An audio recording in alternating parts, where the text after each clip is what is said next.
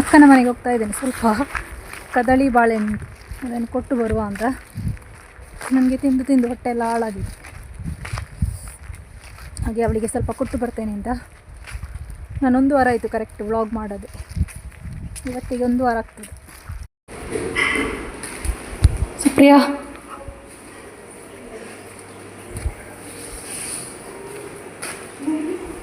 ಏನೊಂದು ವಾರ correct vlog ಅಂತ ಬಂದಿದ್ದ ಚೂರು ಬರ್ನಂತ. ಎಲ್ಲಗೆ ಎಂಕ ಚೂರುಂಡು ದಾಲೆಗ್ಲ ನಿಕ್ಲ ಉಂಡಾ ಉಂಡು ಇಲ್ಲೇ ಪದ ಉಂಡಾ ತಗೊಬಿಡ್ಪಾದಲ್ಲ.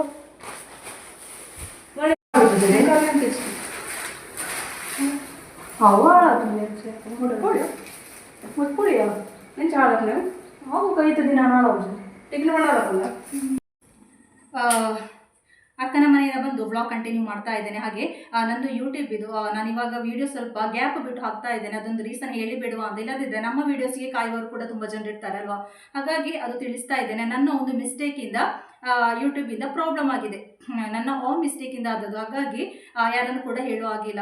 ನಾನು ಏನು ಮಾಡಿದ್ದೆ ಅಂತ ಹೇಳಿದರೆ, ರಕ್ಷಿತಾ ಶೆಟ್ಟಿ ಅಂತ ಹೇಳಿದರೆ ನನಗೆ ತುಂಬ ಇಷ್ಟ. ನಾನು ತುಂಬ ಸಾಕಷ್ಟು ಸಲ ಅವಳ ವಿಚಾರದಲ್ಲಿ ವೀಡಿಯೋಸಲ್ಲಿ ಮಾತಾಡಿದ್ದೇನೆ ಅಲ್ವಾ. ಓಟ್ ಹಾಕಿ ಅಂತ ಅವಳ ಮೇಲೆ ಇಷ್ಟ ಇದ್ದ ಕಾರಣ ನಾನೇನು ಮಾಡಿದೆ ಅಂತ ಹೇಳಿದರೆ, ನಮ್ಮ ಯೂಟ್ಯೂಬಲ್ಲಿ ಒಂದು ಗೈಡ್ಲೈನ್ಸ್ ಉಂಟು. ಅವರು ಹೇಳಿದ ಹಾಗೆ ಇರಬೇಕು, ಇಲ್ಲದಿದ್ದರೆ ಅವರು ಹೇಳಿದ್ದು ನಾವು ಕೇಳಬೇಕು. ಹಾಗೆ ಯೂಟ್ಯೂಬಲ್ಲಿ ಇವಾಗ ನಾನು ನನ್ನ ಮೊಬೈಲಲ್ಲಿ ವೀಡಿಯೋಸ್ ಮಾಡಿ ಅದನ್ನು ತೆಗೆದು ಅಪ್ಲೋಡ್ ಮಾಡ್ಬೋದು. ಬೇರೆಯವರ ಬಗ್ಗೆ ಕೂಡ ನನಗೆ ವೀಡಿಯೋಸಲ್ಲಿ ಮಾತಾಡ್ಬೋದು. ಆದರೆ ಬೇರೆಯವರು ಶೂಟ್ ಮಾಡಿದ ವೀಡಿಯೋಸ್ ಅವರ ಚಾನಲಲ್ಲಿ ಅಪ್ಲೋಡ್ ಮಾಡಿದ್ದನ್ನು ನಾನು ನನ್ನ ವೀಡಿಯೋಸಲ್ಲಿ ಏನು ಯೂಟ್ಯೂಬ್ ಚಾನಲಲ್ಲಿ ಹಾಕುವಾಗಿಲ್ಲ. ನಾನೇನು ಮಾಡಿದೆ ಅಂತ ಹೇಳಿದರೆ, ಕಲರ್ಸ್ ಕನ್ನಡದ ಒಂದು ಚಿಕ್ಕ ಕ್ಲಿಪ್ ಇತ್ತು, ಶಾರ್ಟ್ ವಿಡಿಯೋ ಕ್ಲಿಪ್. ಅದನ್ನು ರಕ್ಷಿತಂದೆಯ ಅದನ್ನು ನಾನು ಹಾಕಿದೆ. ನನಗೆ ಗೊತ್ತಿತ್ತು ಕಾಪಿರೈಟ್ ಬರ್ಬೋದು ಅಂತ. ಆದರೂ ಕೂಡ ನಾನು ಅಂದ್ಕೊಂಡೆ ಕಾಪಿರೈಟ್ ಬಂದರೆ ಡಿಲೀಟ್ ಮಾಡಿದ್ರಾಯಿತು, ಪ್ರಾಬ್ಲಮ್ ಆಗಲಿಕ್ಕಿಲ್ಲ ಅಂತ. ಕಾಪಿರೈಟ್ ಬಂದು ಡಿಲೀಟ್ ಮಾಡಿದ್ದೆ ನಾನು. ನೆಕ್ಸ್ಟ್ ಡೇ ಏನಾಯಿತು ಅಂತ ಹೇಳಿದರೆ, ಮಾನಿಟೈಸೇಷನ್ ಬಂದಾಯಿತು. ಅದು ತುಂಬ ಹೇಳಿದರೆ ಒಮ್ಮೆಗೆ ತುಂಬ ಬೇಸರ ಆಯಿತು. ಯಾಕೆಂತ ಹೇಳಿದರೆ, ತುಂಬ ಕಷ್ಟಪಟ್ಟು ಒಂದು ಮಾನಿಟೈಸೇಷನ್ ಆನ್ ಆಗಬೇಕಾದ್ರೆ ನಾವು ತುಂಬ ಹಾರ್ಡ್ ವರ್ಕ್ ಮಾಡಬೇಕು ಮಾನಿಟೈಸೇಷನ್ ಆನ್ ಆಗಲಿಕ್ಕೆ. ನನಗಂತೂ ತುಂಬ ಕಷ್ಟ ಆಗಿದೆ ನನ್ನ ಚಾನಲ್ ಮಾನಿಟೈಸೇಷನ್ ಆನ್ ಮಾಡಲಿಕ್ಕೆ. ಹಾಗಾಗಿ ಅವತ್ತಂತೂ ತುಂಬ ಹೇಳಿದರೆ ತುಂಬ ದುಃಖ ಆಯಿತು. ಮತ್ತೆ ನನಗೆ ಗೊತ್ತಾಯಿತು ಮಾನಿಟೈಸೇಷನ್ ಆಫ್ ಆದರೂ ಪರವಾಗಿಲ್ಲ, ನನ್ನ ಚಾನಲ್ ವರ್ಕ್ ಆಗ್ತದೆ ಅಂತ ಹೇಳಿದರೆ ನನಗೆ ವೀಡಿಯೋಸ್ ಮಾಡ್ಬೋದು, ಯಾವಾಗ ಬೇಕಾದರೂ ವೀಡಿಯೋಸ್ ಹಾಕ್ಬೋದು ಮೊದಲಿನಾಗೆ. ಆದರೆ ಮಾನಿಟೈಸೇಷನ್ ಆಫ್ ಆದರೆ ಏನಾಗ್ತದೆ ಅಂತ ಹೇಳಿದರೆ, ನನಗೆ ಯಾವ ವೀಡಿಯೋಕ್ಕೆ ಕೂಡ ಇನ್ಕಮ್ ಬರೋದಿಲ್ಲ. ಒಂದಿಷ್ಟು ತಿಂಗಳು ಅಂತ ಅವ್ರು ನನಗೆ ಹೇಳಿದ್ದಾರೆ, ಅಷ್ಟು ತಿಂಗಳು ನಾನು ವೆಯ್ಟ್ ಮಾಡಬೇಕಾಗ್ತದೆ. ಅಲ್ಲಿವರೆಗೆ ವೀಡಿಯೋಸ್ ಮಾಡ್ಬೋದು, ಮಾಡದಿರ್ಬೋದು, ಅದು ನಮ್ಮ ಇಷ್ಟ. ಮಾನಿಟೈಸೇಷನ್ ಬಂದಲ್ಲಿರ್ತದೆ. ಹಾಗಾಗಿ ನನಗೆ ಅದು ಬಂದಲ್ಲಿರುವಾಗ ಏನೋ ಒಂಥರ ಮನಸ್ಸಿಗೆ ಬೇಸರ ಆಗೋದು. ಲಾಸ್ಟ್ ಅಕ್ಕನ ಮನೆಯ ವೀಡಿಯೋಸ್ ನಾನು ಹಾಕಿದ್ದೇನೆ, ಅದು ಕೂಡ ಮಾನಿಟೈಸೇಷನ್ ಆಫಲ್ಲೇ ಹಾಕಿದ್ದೇನೆ. 2-3 ವೀಡಿಯೋಸ್ ಹಾಕಿದ್ದೆ ನಾನು. ಅದರ ನಂತರ ಹೇಳಲಿಲ್ಲ ನಾನು, ಬೇಡ ಯಾಕೆ ಹೇಳೋದು ಅಂತ. ಆದರೆ ನಮ್ಮ ವೀಡಿಯೋಸ್ಗೆ ಕಾಯುವವರು ಕೆಲವರು ಇರ್ತಾರಲ್ವ, ಈ ವೀಡಿಯೋಸ್ ಹಾಕೋದಿಲ್ಲ ಅಂತ ತಲೆಯಲ್ಲಿ ತುಂಬ ಥಾಟ್ ಬರ್ಬೋದು. ಹಾಗಾಗಿ ನಾನು ಹೇಳಿದೆ, ನಾನು ಇಷ್ಟದಿಂದ ಅವರ ಮೇಲೆ ಇಷ್ಟದಿಂದ ಹಾಕಿದ್ದೆ. ನನಗೆ ಅದರಲ್ಲಿ ಬೇಸರ ಕೂಡ ಇಲ್ಲ. ಯಾಕೆಂತ ಹೇಳಿದರೆ ಅವರಿಗೆ 2nd ಪ್ಲೇಸ್ ಸಿಕ್ಕಿದ್ದು, ಹಾಗಾಗಿ ಬೇಸರ ಇಲ್ಲ. ಅದಕ್ಕೆ ಖುಷಿ ಹೇಳ್ತಾ ಇದ್ದು, ಅಮ್ಮ 2nd ಪ್ಲೇಸ್ ಬಂತು, ನಿಮ್ಮ ಚಾನಲ್ ಸ್ವಲ್ಪ ದಿವಸ ಆಫ್ ಆದರೂ ತೊಂದರೆ ಇಲ್ಲ, 2nd ಬಂದ್ರಲ್ಲ ಅಂತ ಆ ಖುಷಿ ಉಂಟು. ಮತ್ತು ನಾನು ಯೂಟ್ಯೂಬಿಂದ ತುಂಬ ಇನ್ಕಮ್ ನನಗೆ ಇವಾಗ ಬರ್ತಾ ಇಲ್ಲ. ಹಾಗಾಗಿ ನನಗೇನು ಅದರಲ್ಲಿ ಬೇಸರ ಕೂಡ ಇಲ್ಲ. ಆ ಅಮೌಂಟ್ ಹೋದರೆ ಹೋಗಲಿ ಅಂತ ನಾನು ಅದನ್ನು ಬಿಟ್ಟಿದ್ದೇನೆ. ವೀಡಿಯೋಸ್ ಮಾಡ್ಬೋದು, ವೀಡಿಯೋಸ್ ಮಾಡೋದಕ್ಕೆ ಯಾವುದೇ ತೊಂದರೆ ಇಲ್ಲ. ಹಾಗಾಗಿ ನಾನು ಅವರಿಗೆ ಹೆಲ್ಪ್ ಮಾಡಿ ನನ್ನ ಮಾನಿಟೈಸೇಷನ್ ಬಂದಾಗೆ ತೊಂದರೆ ಇಲ್ಲ. ನನ್ನ ಮಿಸ್ಟೇಕಿಂದ ಆದದ್ದು, ಯಾರ ಮಿಸ್ಟೇಕಿಂದ ಕೂಡ ಅಲ್ಲ. ನನಗೆ ಗೊತ್ತಿದ್ದು ನಾನು ಮಿಸ್ಟೇಕ್ ಮಾಡಿದೆ, ಅದರ ಪನಿಷ್ಮೆಂಟ್ ನಾನು ತೆಗಿಬೇಕಲ್ವಾ. ಹಾಗೆ ನಾನು 3 ವರ್ಷ ಆಯಿತು ಇವಾಗ ಯೂಟ್ಯೂಬ್, 3 ವರ್ಷ ಜಾಸ್ತಿ ಆಯಿತು ಕಾಣ್ತದೆ. ಇಲ್ಲಿವರೆಗೆ ನಾನು ಬೇರೆಯವರ ವೀಡಿಯೋಸ್ ಹಾಕಿದ್ದಿಲ್ಲ ನಾನು. ಇದೇನಾಯಿತು ಅಂತ ಹೇಳಿದೆ, ರಕ್ಷಿತಾ ಶೆಟ್ಟಿಯ ಮೇಲೆ ಅಷ್ಟೊಂದು ಇಷ್ಟ ಇದ್ದ ಕಾರಣ ಯಾಕೋ ನನ್ನ ಮೈಂಡು ಕೂಡ ಅವತ್ತು ವರ್ಕ್ ಆಗಲಿಲ್ಲ, ಹಾಕಿಬಿಟ್ಟೆ ನಾನು. ಇದಿಷ್ಟು ದೊಡ್ಡ ಇದಾಗ್ತದೆ ಅಂತ ನನಗೆ ಗೊತ್ತಿಲ್ಲ. ಇದು ತೊಂದರೆ ಇಲ್ಲ, ಅದರಲ್ಲಿ ಬೇಸರ ಅಂತ ಹೇಳೋದಿಲ್ಲ ಖಂಡಿತ. ಅದು ಅವಳಿಗೋಸ್ಕರ ನಾನು ನನ್ನ ಚಾನಲ್ ಇದಾಯಿತು ಅಂತ ಹೇಳಿ ನನಗೆ ಅದರಲ್ಲಿ ತುಂಬ ಬೇಸರವೇ ಇಲ್ಲ. ಅದು ನಿಮಗೆ ತಿಳಿಸ್ಬೇಕು ಅಂತ ಮಾತ್ರ ನಾನು ಇದರಲ್ಲಿ ತಿಳಿಸಿದೆ ಅಷ್ಟೇ. ಹಾಗೆ ನಿನ್ನೆ ಒಂದು ವೀಡಿಯೋಸ್ ನೋಡಿ ತುಂಬ ಬೇಸರ ಆಯಿತು. ನಾನು ಇವತ್ತು ವೀಡಿಯೋಸ್ ಮಾಡಲಿಕ್ಕೆ ಕೂಡ ಮೇನ್ ಕಾರಣ ಅದೇ.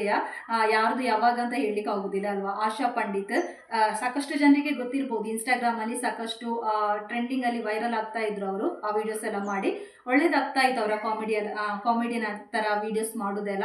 ಸಡನ್ನಾಗಿ ಡೆತ್ ಆದದಂತೂ ಶಾಕ್ ಆಯಿತು. ನಾನು ಅಂದ್ಕೊಂಡೆ ಅದು ರಿಯಲ್ ಅಲ್ಲ, ಫೇಕ್ ನ್ಯೂಸ್ ಅಂತ. ಮತ್ತೆ ತುಂಬ ವೀಡಿಯೋಸ್ ನೋಡುವಾಗ ಗೊತ್ತಾಯಿತು ಇದು ಕರೆಕ್ಟ್ ಆದ ನ್ಯೂಸ್ ಅಂತ. ಅವಾಗಿನಿಂದ ಒಂಥರ ಒಂದು ಮಂಕ್ ಆದ ಥರ ಆಗಿದೆ ನನಗೆ. ಎಲ್ಲರ ಲೈಫ್ ಕೂಡ ಇಷ್ಟ ಇಲ್ಲ ಅಂತ ಆಗ್ತದೆ, ಮನುಷ್ಯ ಜನ್ಮವೇ ವೇಸ್ಟ್ ಅಂತ ಆಗ್ತದೆ. ನನಗೆ ಆಗೋದು ಮನುಷ್ಯನಾಗಿ ಹುಟ್ಟುವುದಕ್ಕಿಂತ ಪ್ರಾಣಿ ಪಕ್ಷಿಗಳಾಗಿ ಹುಟ್ಟಿದ್ರೆ ಒಳ್ಳೇದಿತ್ತು ಅಂತ. ಮನುಷ್ಯನಿಗಿರುವಷ್ಟು ಸಂಕಟ ಅವುಗಳಿಗೆ ಖಂಡಿತ ಇರಲಿಕ್ಕಿಲ್ಲ ಅಂತ ಅಂದ್ಕೊಂಡಿದ್ದೇನೆ ನಾನು. ಹಾಗೆ ಯಾರ ಪ್ರಾಣ ಯಾವಾಗ ಹೋಗ್ತದೆ ಅಂತ ಇವಾಗ ಹೇಳಲಿಕ್ಕೆ ಆಗೋದಿಲ್ಲ ಅಲ್ವಾ. ಇವತ್ತು ಮಾತಾಡ್ತಾ ಇರುವವರು ನಾಳೆ ದಿನ ಇರ್ತಾರ ಇಲ್ವಾ ಅಂತ ಹೇಳಲಿಕ್ಕೆ ಕೂಡ ಆಗೋದಿಲ್ಲ. ಹಾಗಾಗಿ ನಾನು ಮಾನಿಟೈಸೇಷನ್ ಆನ್ ಆಗಿದೆ, ವೀಡಿಯೋಸ್ ಮಾಡೋದಿಲ್ಲ ಅಂತ ಅಂದ್ಕೊಂಡಿದ್ದೆ. ನಾನು ಸ್ವಲ್ಪ ಸಮಯ ಗ್ಯಾಪ್ ಕೊಡುವ, ನನಗೆ ಕೂಡ ರೆಸ್ಟ್ ಸಿಗ್ತದಲ್ಲ ಅಂತ ಅಂದ್ಕೊಂಡೆ. ಆದರೆ ನಿನ್ನೆದು ನೋಡುವಾಗ ನನಗೆ ಆಯಿತು ಇರುವಾಗ ಎಲ್ಲರ ಜೊತೆ ಮಾತಾಡುವ ಅಂತ. ನನಗೆ ಕೂಡ ನನ್ನ ಮನಸ್ಸಿಗೆ ಅನಿಸಿತು, ಇರುವಾಗ ನಾನು ಮಾತಾಡುವ, ನನ್ನ ಇಷ್ಟ ಇರಲಿ ಇಷ್ಟ ಇಲ್ಲದೇ ಇರಲಿ. ಇಷ್ಟ ಇರುವವರು ಕೂಡ ಇದ್ದಾರೆ ಅಲ್ಲ, ನಾನು ಇಷ್ಟ ಇಲ್ಲದವರು ಕೂಡ ಇರ್ಬೋದು. ಹಾಗೆ ಇಷ್ಟ ಇಲ್ಲದ ರೀತಿಯಲ್ಲಿ ನಾನು ಯಾರಿಗೆ ಕೂಡ ಏನು ಮಾಡಲಿಲ್ಲ. ನಾನು ಹೇಳಿದ್ದೆ ಅಷ್ಟೇ, ಎಲ್ಲರನ್ನು ಇಷ್ಟ ಆಗೋದಿಲ್ಲಲ್ಲ, ಹಾಗೆ ಹೇಳಿದೆ ಅಷ್ಟೇ. ಹಾಗೆ ತುಂಬ ಹೇಳಿದರೆ ತುಂಬ ದುಃಖ ಆಯಿತು ನನಗೆ. ಅವರಿಗುಂಟಲ್ಲ ಸಾಕಷ್ಟು ಸಂಕಟ ಇತ್ತು ಮನಸ್ಸಲ್ಲಿ. ಕೆಲವೊಂದು ಇಂಟರ್ವ್ಯೂಸಲ್ಲಿ ಕೆಲವೊಂದು ಅಳುದು ಕೂಡ ನೋಡಿದ್ದೇನೆ, ಮನಸ್ಸಲ್ಲಿ ಏನೋ ಒಂಥರ ದುಃಖ ಕೂಡ ಇತ್ತು ಅವರದು. ಇವಾಗ ಅವರು ಹೋದ ನಂತರ ಅವರಿಗೆ ಯಾರು ಬೇಸರ ಮಾಡಿದ್ದಾರೆ ನೋಡಿ, ಅವರಿಗೆ ಕೂಡ ಸಂಕಟ ಆಗಿರ್ಬೋದು, ಅವರ ಜೊತೆ ಒಳ್ಳೆ ರೀತಿಯಲ್ಲಿ ಇರ್ಬೋದಿತ್ತು ಅಂತ. ಹಾಗೆ ಮನುಷ್ಯರು ಹೋದಾಗ ಅವರ ಬೆಲೆ ಗೊತ್ತಾಗೋದು, ಇರುವಾಗ ಕಣ್ಣಿರುವಾಗ ಕಣ್ಣಿನ ಬೆಲೆ ಯಾವತ್ತೂ ಗೊತ್ತಾಗೋದಿಲ್ಲ ಅಲ್ಲ. ಕಣ್ಣು ಹೋದ ನಂತರ ಅದಕ್ಕೆ ಒಂದು ಬೆಲೆ ಬರೋದು ಅಂತ ಹೇಳ್ತಾರೆ. ಹಾಗೆ ಮನುಷ್ಯ ಇರುವಾಗ ಅವನು ಯಾರಿಗೆ ಕೂಡ ಬೇಡ, ಅವನು ಇಷ್ಟು ಒಳ್ಳೆಯವನಾದರೂ ಕೂಡ ಅವನನ್ನು ಹಿಂದಿನಿಂದ ಮಾತಾಡುವವರೇ ಇರುದಲ್ವಾ. ಆಮೇಲೆ ಹೋದ ನಂತರ ಅಯ್ಯೋ ಹೋದ್ರಲ್ವಾ ಅಂತ ಹೇಳದೆ ಹೋದಾಗೆ ಹೋದ್ರು, ಎದ್ದು ಹೋದಾಗೆ ಹೋದ್ರಲ್ವಾ. ಮಾತ್ರ ಅವರದೊಂದು ಮರಣ ಮಾತ್ರ ಒಳ್ಳೇದು. ಯಾಕೆಂತ ಹೇಳಿದರೆ ಅವರಿಗೆ ಗೊತ್ತಿಲ್ಲದೆ ಹೋದ್ರಲ್ವಾ, ನೆಗಡ್ತಾವೇ ಹೋದ್ರು, ಸಂತೋಷದಿಂದವೇ ಹೋದ್ರು, ಅದೊಂದು ಖುಷಿ, ಮತ್ತೇನು ಹೇಳುದಲ್ವಾ. ಹಾಗೆ ಯಾಕೋ ಮಾತೇ ಬರ್ತಾ ಇಲ್ಲ ಅದೆಲ್ಲ. ನನಗೆ ಅಂಥ ನ್ಯೂಸ್ ಎಲ್ಲ ಕೇಳುವಾಗ ಉಂಟಲ್ಲ ತುಂಬ ಹರ್ಟ್ ಆಗೋದು ನನಗೆ. ಅವಾಗ ನನ್ನ ಫ್ಯಾಮಿಲಿಯವರು ಅದೆಲ್ಲ ತುಂಬ ಒಂಥರ ಟೆನ್ಷನ್ ಆಗೋದು ಎಲ್ಲರನ್ನು ನೆನೆಸುವಾಗ ನನಗೆ.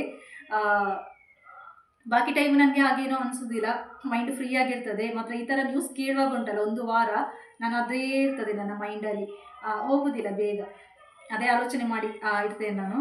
ಅಯ್ಯೋ ಹೀಗಾಯ್ತಲ್ಲ ನಾಳೆ ನಮ್ಮ ಒಂದು ಜೀವನ ಕೂಡ ಹೀಗೆ ಅಲ್ವಾ ಅಂತ ಹಾಗೆ ಅನಿಸ್ಲಿಕ್ಕೆ ಸ್ಟಾರ್ಟ್ ಆಗ್ತದೆ. ಹಾಗೆ ಇರುವಾಗ ಸಂತೋಷವಾಗಿರಿ. ಒಂದು ದಿವಸ, ಇವತ್ತಿನ ದಿವಸ ನಮಗೆ ಎಷ್ಟು ಖುಷಿಯಲ್ಲಿ ಇರ್ಲಿಕ್ಕೆ ಆಗ್ತದೆ ನೋಡಿ, ಅಷ್ಟು ಖುಷಿಯಲ್ಲಿರಿ. ಕೆಲವರು ಗಂಡ ಹೆಂಡತಿ ಕೂಡ ಹಾಗೆ ಅನಾವಶ್ಯಕವಾಗಿ ಜಗಳ ಮಾಡೋದು, ಪದೇ ಪದೇ ಜಗಳ ಮಾಡೋದು, ಸುಮ್ಮನೆ ವೇಸ್ಟ್ ಅಲ್ಲ, ಆ ಟೈಮೆಲ್ಲ ವೇಸ್ಟ್ ನೋಡಿ. ಅದಕ್ಕಿಂತ ಇರುವಾಗ ಎಷ್ಟು ಟೈಮ್ ನಾವು ಅವರ ಜೊತೆ ಇರ್ತೇವೆ ನೋಡಿ, ಒಳ್ಳೆ ರೀತಿಯಲ್ಲಿ ಇರುವುದಲ್ವ. ಜಗಳೆಲ್ಲ ಮಾಡಿ ನಮ್ಮ ಟೈಮೇ ನಾವು ವೇಸ್ಟ್ ಮಾಡ್ತೇವೆ ಅಲ್ವಾ. ಹಾಗೆ ಮತ್ತು ಜಾಸ್ತಿ ಮಾತಾಡಲಿಕ್ಕೇನೋ ಆಗ್ತಾ ಇಲ್ಲ, ಹಾಗಾಗಿ ನಾನು ಈ ವ್ಲಾಗನ್ನು ಹೀಗೆ ಎಂಡ್ ಮಾಡ್ತಾ ಇದ್ದೇನೆ. ವೀಡಿಯೋಸ್ ಹಾಕ್ತೇನೆ, ಖಂಡಿತ ಹಾಕ್ತೇನೆ. ನಾನು ಯಾವತ್ತೂ ಹಣಕ್ಕೆ ಜಾಸ್ತಿ ಇಂಪಾರ್ಟೆನ್ಸ್ ಕೊಡೋದಿಲ್ಲ, ನಾನು ಪ್ರೀತಿಗೆ ಜಾಸ್ತಿ ಬೆಲೆ ಕೊಡ್ತೇನೆ. ಹಾಗಾಗಿ ನೀವು ನನ್ನನ್ನು ಪ್ರೀತಿಸ್ತೀರಿ ತಂದ್ಕೊಂಡು ನಾನು ವೀಡಿಯೋಸ್ ಮಾಡ್ತೇನೆ, ಕಂಟಿನ್ಯೂ ಮಾಡ್ತೇನೆ. ಸ್ವಲ್ಪ ಗ್ಯಾಪ್ ಬರ್ಬೋದಷ್ಟೇ, ವಾರಕ್ಕೊಂದು 2 ವೀಡಿಯೋ ಆದರೂ ಹಾಕಲಿಕ್ಕೆ ಟ್ರೈ ಮಾಡ್ತೇನೆ. ಇಷ್ಟಾದರೆ ಲೈಕ್ ಮಾಡಿ. ಮುಂದಿನ ವ್ಲಾಗಿನ ಜೊತೆಗೆ ಸಿಗ್ತಾ ಇದ್ದೇನೆ. Thank you.